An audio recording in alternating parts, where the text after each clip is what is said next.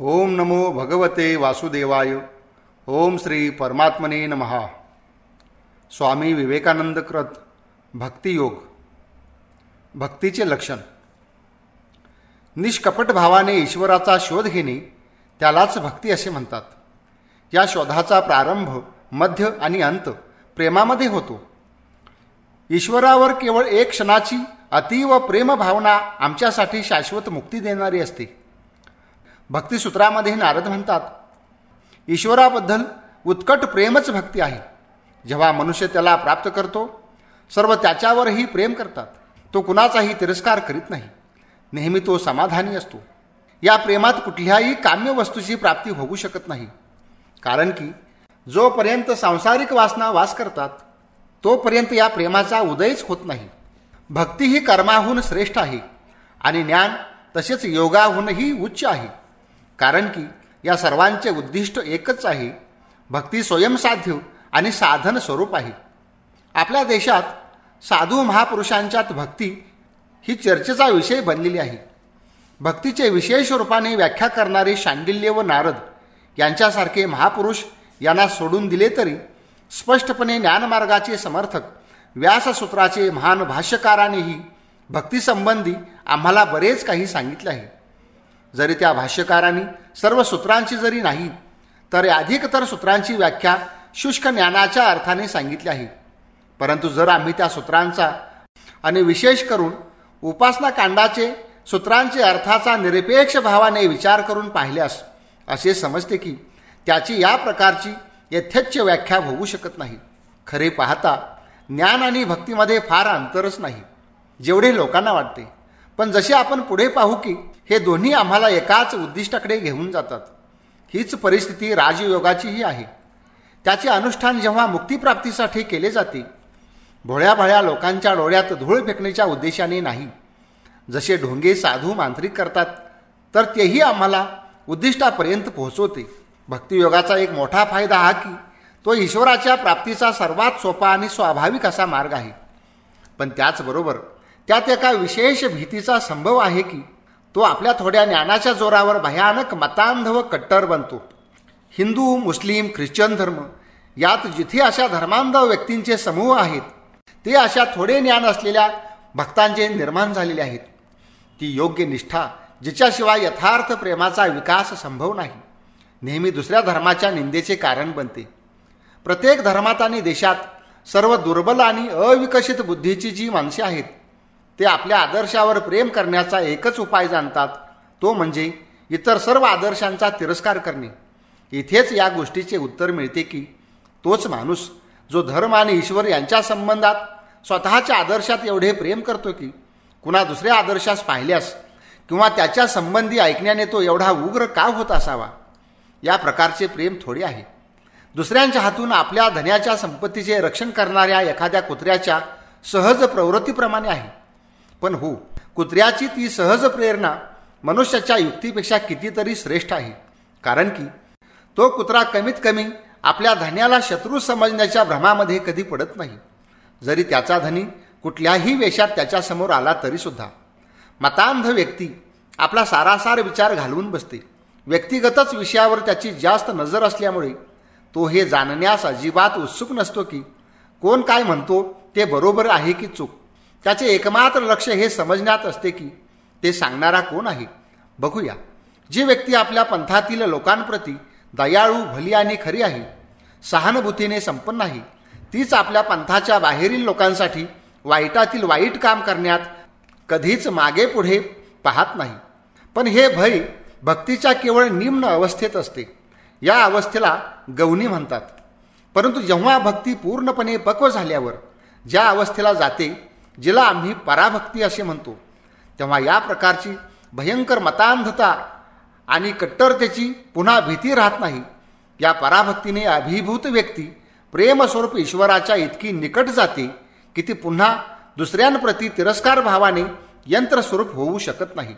हे शक्य नाही की या जीवनात आमच्यातील प्रत्येकजण सामंजस्याने स्वतःचे जीवन व्यतीत करू शकेल. पण तरीही आम्ही हे जाणतो की ज्या चरित्रात ज्ञान, भक्ती आणि योग या तिघांचे सुंदर मिश्रण आहे, ते सर्वोच्च कोटीचे आहे. एका पक्षाला उडण्यासाठी 3 अंगाची गरज असते, 2 पंख व 1 शेपूट. ज्ञान आणि भक्ती हे 2 पंख समजा आणि शेपूट ही योग आहे, जी सामंजस्य सांभाळते. जो या 3 साधन प्रणालीने सामंजस्यासहित अनुष्ठान करू शकत नाहीत आणि त्यासाठी केवळ भक्तिमार्ग निवडतात, त्यांनी हे नेहमी ध्यानात ठेवावे की जरी बाह्य अनुष्ठान आणि क्रियाकर्म सुरुवातीस अत्यंत आवश्यक असली तरीही ईश्वराप्रती प्रगाढ प्रेम उत्पन्न करण्याव्यतिरिक्त त्यांचा काही उपयोग नाही. जरी ज्ञान आणि भक्ती या दोन्ही मार्गावरील आचार्यांचा भक्तीच्या प्रभावावर विश्वास आहे, तरीही दोघातही थोडेसे मतभेद आहेत. ज्ञानीच्या दृष्टीने भक्ती मुक्तिप्राप्तीचे केवळ साधन आहे, पण भक्तासाठी ते साधन आहे व साध्यही आहे. माझ्या दृष्टीने हा फरक नाममात्र आहे. वास्तविक जेव्हा भक्तीला आम्ही साधनरूप मानतो तर त्याचा अर्थ केवळ निम्न स्तराची उपासना होतो आणि हीच निम्न स्वरूपाची उपासनाच पुढे चालून पराभक्तीमध्ये रूपांतरित होते. ज्ञानी आणि भक्त दोघेही आपापल्या साधन प्रणालीवर विशेष जोर देतात. ते विसरतात की पूर्ण भक्तीचा उदय झाल्यावर पूर्ण ज्ञान न मागताच मिळते आणि या प्रकारे पूर्ण ज्ञानासोबतच पूर्ण भक्तीही आपोआपच येते.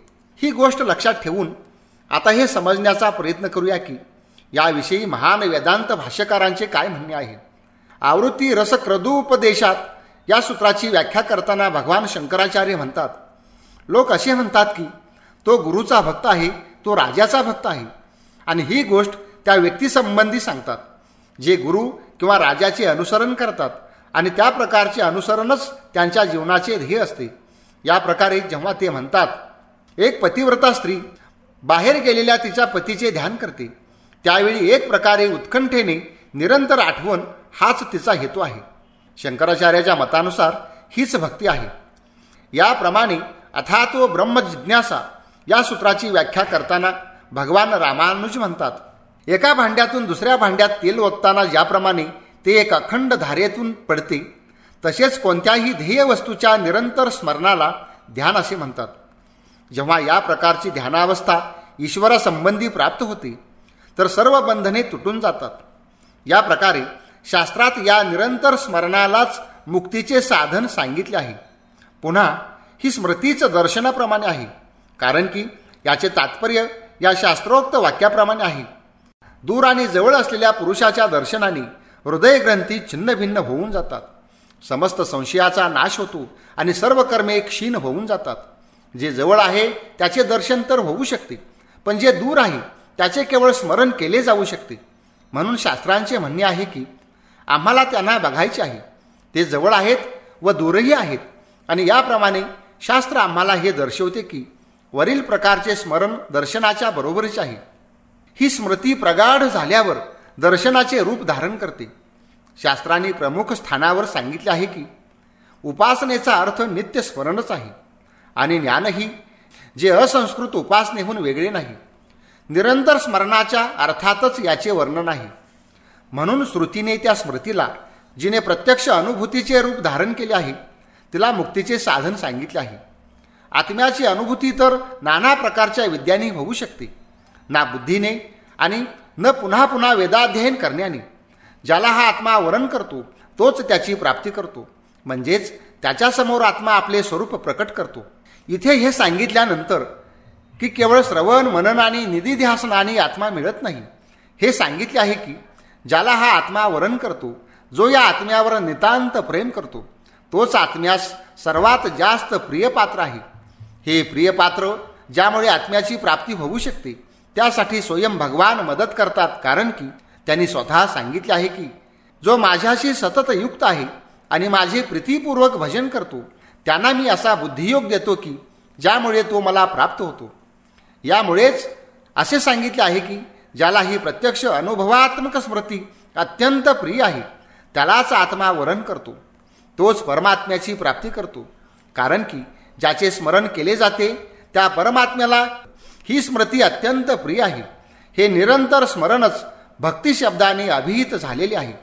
पतंजलीच्या ईश्वर प्रणिधानाध्वा या सूत्राची व्याख्या करताना भोज म्हणतात, प्रणिधान भक्ती ती आहे ज्यात इंद्रिय भोग इत्यादी सर्व फलाकांक्षांचा त्याग करून सर्व कर्मे त्या परमगुरू परमात्म्याला समर्पित केली जातात. भगवान व्यासानेही त्याची व्याख्या करताना सांगितले आहे की प्रणिधान तीच भक्ती आहे जिने त्या योग्यावर परमेश्वराचा अनुग्रह होतो आणि त्याच्या साऱ्या इच्छा पूर्ण होतात. शांडिल्यच्या मतानुसार ईश्वरात परमानुरक्तीच भक्ती आहे. पराभक्तीची सर्वश्रेष्ठ व्याख्या तर अशी आहे जी भक्तराज प्रल्हाद यांनी दिली. जशी तीव्र आसक्ती अविवेकी पुरुषात इंद्रियांच्या विषयामध्ये असते, तशीच तुमच्याप्रती आसक्ती तीव्र होऊन तुमचे स्मरण करताना माझ्या हृदयातून निघून न जावी. ही आसक्ती कुणाप्रती आहे? त्याच परमप्रभू ईश्वराप्रती. कुणी अन्य पुरुष, तो कितीही मोठा का असेना, त्याच्याप्रती आसक्तीला कधी भक्ती म्हणू शकत नाहीत. याचे समर्थनार्थ एका प्राचीन आचार्याबद्दल सांगताना आपल्या श्री भाष्यात रामानुज म्हणतात, ब्रह्मापासून ते गवतापर्यंत संसारातील सर्व प्राणी कर्माने जन्मतःच जन्म मृत्यूच्या ताब्यात असतात. म्हणून विद्यायुक्त आणि परिवर्तनशील असल्यामुळे ते ध्येय विषयांच्या रूपात साधकाच्या ध्यानात सहाय्यक होण्याच्या योग्यतेचे नाहीत. शांडिल्याच्या अनुरक्ती शब्दाची व्याख्या करताना भाष्यकार स्वप्नेश्वर म्हणतात, त्याचा अर्थ अनु म्हणजे पश्चात आणि रक्ती म्हणजे आसक्ती. म्हणजेच ती आसक्ती जी भगवानाचे स्वरूप आणि त्यांचा महिमा यांचे ज्ञान झाल्यावर येते. नाहीतर स्त्री, पुत्र इत्यादी कोणत्याही व्यक्तीप्रती अंध आसक्तीलाच आम्ही भक्ती म्हणत आहोत. म्हणजेच आम्ही स्पष्टपणे पाहतो की आध्यात्मिक अनुभूतीसाठी करावयाच्या मानसिक प्रयत्नांची परंपरा किंवा क्रमच भक्ती आहे, ज्याची सुरुवात पूजापाठाने होते आणि अंत ईश्वराप्रती प्रगाढ व अनन्य प्रेमामध्ये होते. ईश्वराचे स्वरूप. ईश्वर कोण आहे? ज्यामुळे विश्वाचा जन्म, स्थिती आणि प्रलय होतो, तोच ईश्वर आहे. तो अनंत, शुद्ध, नित्यमुक्त, सर्व शक्तिमान, सर्वज्ञ, परम कारुणिक आणि गुरूंचा गुरु आहे. आणि सर्वोपरी तो ईश्वर अनिर्वचनीय प्रेमस्वरूप आहे. या सर्व व्याख्या अवश्य सगुण ईश्वराच्या आहेत. म्हणजे ईश्वर दोन आहेत काय? एक सच्चिदानंद स्वरूप, ज्याला ज्ञानी लोक नेती नेती करून मिळवतात, आणि दुसरा भक्तांचा तो प्रेममय भगवान. नाही, तो सच्चिदानंदच प्रेममय भगवान आहे. तो सगुण आणि निर्गुण दोन्ही आहे. हे नेहमी लक्षात ठेवायला हवे की भक्ताचा उपास्य सगुण ईश्वर ब्रह्माहून वेगळा किंवा अलग नाही. सर्व काही तो एकमेवा द्वितीय ब्रह्मच आहे. पण हो, ब्रह्माचे हे निर्गुण स्वरूप अत्यंत सूक्ष्म असल्याने प्रेम व उपासनेसाठी योग्य नाही. यामुळे भक्त ब्रह्माचा सगुण भाव म्हणजेच परमनियंता ईश्वराला उपास्य रूपात पूजतो. उदाहरणार्थ माती किंवा उपादान सारखे आहे, ज्यापासून नाना प्रकारच्या वस्तू निर्माण केल्या जातात. मातीच्या रूपात तर त्या सर्व एकच आहेत, पण त्यांचा बाह्य आकार वेगवेगळा असल्याने त्या भिन्न भिन्न दिसतात. उत्पत्तीपूर्वी त्या सर्व मातीच्या गूढ भावात विद्यमान होत्या. उपादानाच्या दृष्टीने त्या नक्कीच एक आहेत, परंतु जेव्हा त्या भिन्न भिन्न आकार धारण करतात आणि जोपर्यंत त्या आकारात असतात तोपर्यंत त्या वेगवेगळ्या दिसतात. एक मातीचा उंदीर कधी हत्ती होऊ शकत नाही, कारण की आकार दिल्यानंतर त्या आकृतीला एक विशेषत्व प्राप्त होते. जरी आकृतीहीन मातीची स्थिती दोघातही एकच होती. ईश्वर त्या निरपेक्ष सत्तेची उच्चतम अभिव्यक्ती आहे. किंवा असे समजा, मानव मनासाठी जोपर्यंत निरपेक्ष सत्याची धारणा करणे शक्य आहे तोच ईश्वर आहे. सृष्टी अनादी आहे, तसाच ईश्वर सुद्धा अनादी आहे. वेदांत सूत्राच्या 4थ्या अध्यायात चतुर्थ पादात या वर्णनानंतर मुक्तिलाभ झाल्यावर मुक्तात्म्याला एक प्रकारे अनंत शक्ती आणि ज्ञान प्राप्त होते. व्यासदेव दुसऱ्या सूत्रात सांगतात, पण कोणालाही सृष्टी, स्थिती आणि प्रलय या शक्तीची प्राप्ती होणार नाही, कारण की ही शक्ती केवळ ईश्वराचीच आहे. या सूत्राची व्याख्या करताना द्वैतवादी भाष्यकारांना हे दर्शवणे सरळ आहे की परतंत्र जीवासाठी ईश्वराची अनंत शक्ती आणि पूर्ण स्वतंत्रता मिळवणे नितांत अशक्य आहे. कट्टर द्वैतवादी भाष्यकार मध्वाचार्य यांनी वराह पुराणातील एक श्लोक घेऊन या सूत्राची व्याख्या आपल्या पूर्व परिचित संक्षिप्त शैलीत केली आहे. या सूत्राची व्याख्या करीत भाष्यकार रामानुज म्हणतात, असा संशय उपस्थित होतो की मुक्तात्म्याला जी शक्ती प्राप्त होते त्यात परमपुरुषाची जगतसृष्टी आदी असाधारण शक्ती आणि सर्व नियंत्रत्व ही अंतर्भूत आहे का?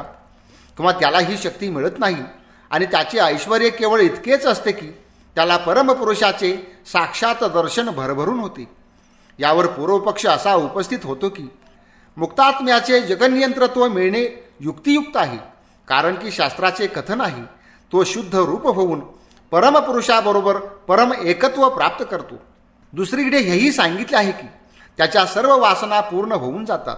आता गोष्ट अशी आहे की परम एकत्व आणि सर्व वासनांची पूर्ती परमपुरुषाची असाधारण शक्ती जगत नियंत्रत्वाशिवाय संभव नाही. यामुळे जेव्हा आम्ही असे म्हणतो की त्याच्या सर्व वासनांची पूर्ती होते व त्याला परम एकत्व प्राप्त होते, तर आम्हाला हे मानावेच लागेल की त्या मुक्तात्म्याला जगनियंत्रत्वाची शक्ती प्राप्त होते. या संबंधात आमचे उत्तर हे आहे की मुक्तात्म्याला जगनियंत्रत्वाशिवाय इतर सर्व शक्ती प्राप्त होतात. जगनियंत्रत्वाचा अर्थ आहे विश्वाचे सर्व स्थावर आणि जंगम रूप, त्यांची स्थिती आणि वासनांचे नियंत्रत्व. पण मुक्तात्म्यात ही जगनियंत्रत्वाची शक्ती नसते.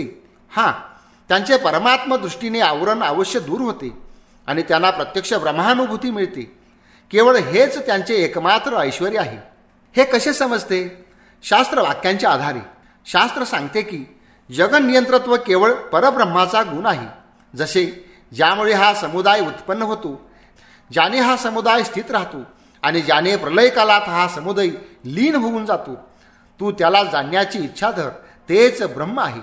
जर ही जगनियंत्रत्व शक्ती मुक्तात्म्यांचाही एक साधारण गुण राहील तर वरील श्लोक ब्रह्माचे लक्षण असू शकत नाही, कारण की त्याच्या जगनियंत्रत्व गुणानेच त्याचे लक्षण प्रतिपादित झालेले आहे.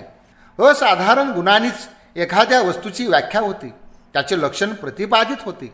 म्हणजेच पुढील महावाक्यात असे प्रतिपादित झालेले आहे की परमपुरुषच जगनियमनाचा कर्ता आहे. आणि या वाक्यात अशा कोणत्याही गोष्टीचा उल्लेख नाही की ज्यामुळे मुक्तात्म्याचे जगनियंत्रत्व स्थापित होऊ शकेल. शास्त्रवाक्य हे आहे की वत्स, आधी एकमेवा द्वितीय ब्रह्मच होते. त्यात या विचाराचे स्फुरण झाले की मी बहुसृजन करणार. एकोहम बहुश्याम, त्याने तेजाची सृष्टी केली. आधीमध्ये केवळ ब्रह्मच होते, त्याची उत्क्रांती झाली. त्यात क्षत्र नावाचे एक सुंदर रूप प्रकटले. वरुण, सोम, रुद्र, पर्जन्य, यम, मृत्यू, ईशान हे सर्व देवता क्षत्र आहेत. पूर्वी आत्माच होता, बाकी काहीच क्रियाशील नव्हते. त्याला सृष्टीसर्जनाचा विचार आला आणि त्याने मग ही सृष्टी निर्माण केली. एकमात्र नारायणच होते. न ब्रह्म, न ईशान, न द्यावा पृथ्वी, नक्षत्र, जल, अग्नी, सोम, न सूर्य काहीच नव्हते. यज्ञाने त्याला आनंद मिळाला नाही.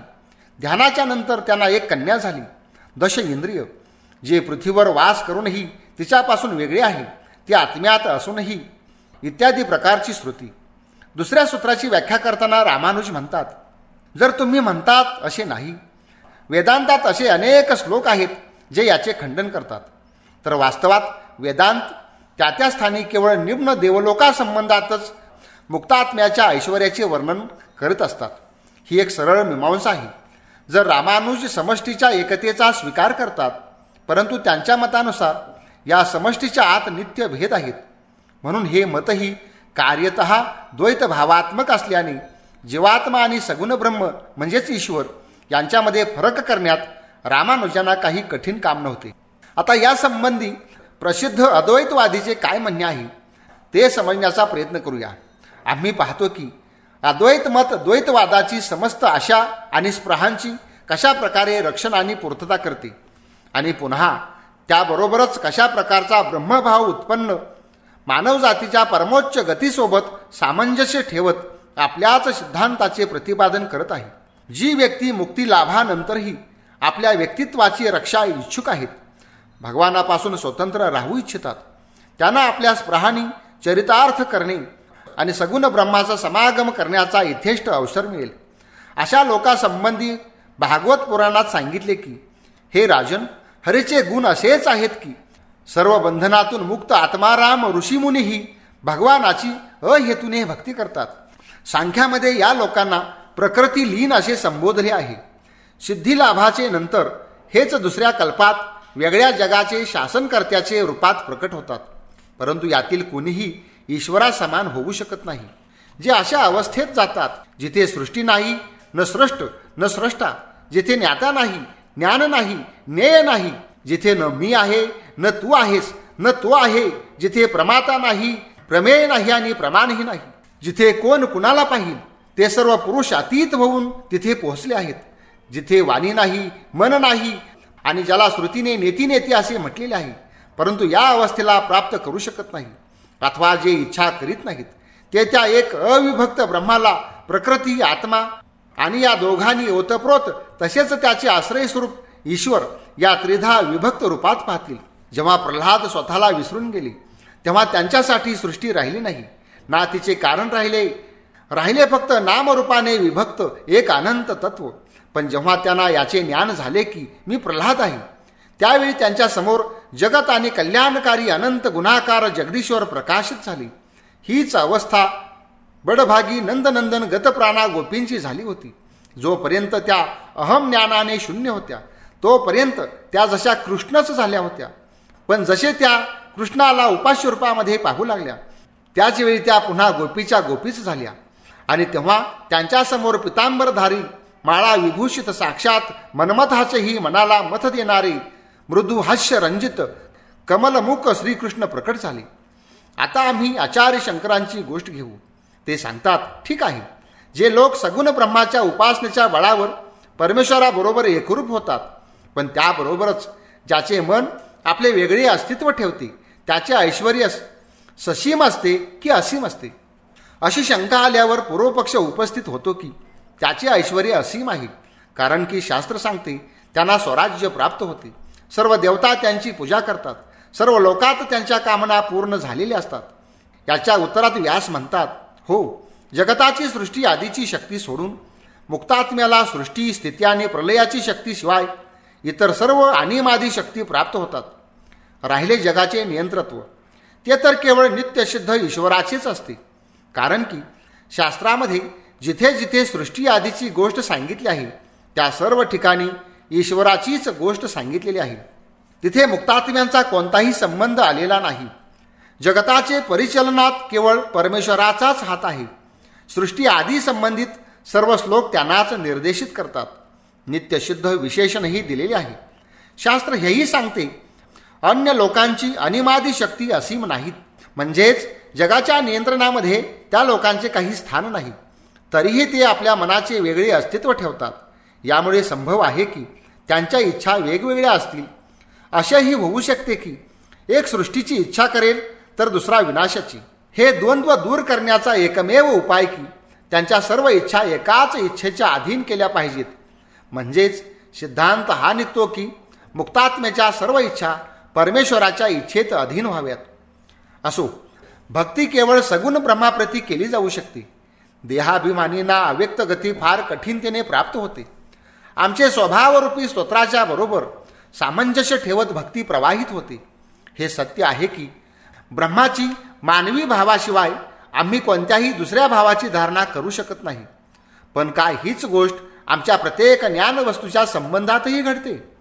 जगातील सर्वश्रेष्ठ मनोवैज्ञानिक कपिल यांनी फार पूर्वी हे दाखवले आहे की आमचे समस्त बाह्य आणि आंतरिक विषय ज्ञान आणि धारणात मानवी ज्ञान एक उपादान आहे. आपल्या शरीरापासून ते ईश्वरापर्यंत जर आम्ही विचार केला तर असे अनुभवास येईल की आमच्या अनुभवामध्ये प्रत्येक वस्तू दोन गोष्टींचे मिश्रण आहे. एक हे की मानवी ज्ञान आणि दुसरी आहे अन्य वस्तू, मग ती वस्तू कुठलीही असो. या अवश्यम बाबीलाच आम्ही साधारणपणे सत्य असे समजतो. आणि खरोखर आज किंवा भविष्यात मानव मनासाठी सत्याचे ज्ञान जितके संभव आहे ते याच्या अतिरिक्त आणखी काही नाही. म्हणूनच हे सांगणे की ईश्वर मानव धर्माचा असण्याचे कारण असत्य आहे. अगदी मूर्खपणा. हे बरेचसे काही पाश्चात्य विज्ञानवाद आणि सर्व अस्तित्ववाद्यांच्या भांडणाप्रमाणे आहे. ही सर्व भांडणे केवळ या सत्य शब्दाचे उलटसुलट फेरफारावर आधारित आहेत. सत्य शब्दाने जेवढे भाव सूचित होतात ते समस्त भाव ईश्वर भावामध्ये येतात. ईश्वर तितकाच सत्य आहे जितकी विश्वात अन्य कोणतीही वस्तू नाही. आणि वास्तवात सत्य शब्द इथे ज्या अर्थाने घेतला गेला आहे त्याहून अधिक सत्य शब्दाचा कोणताही अर्थ नाही. हीच आमची ईश्वरासंबंधी दार्शनिक भावना आहे. ओम तत्सत.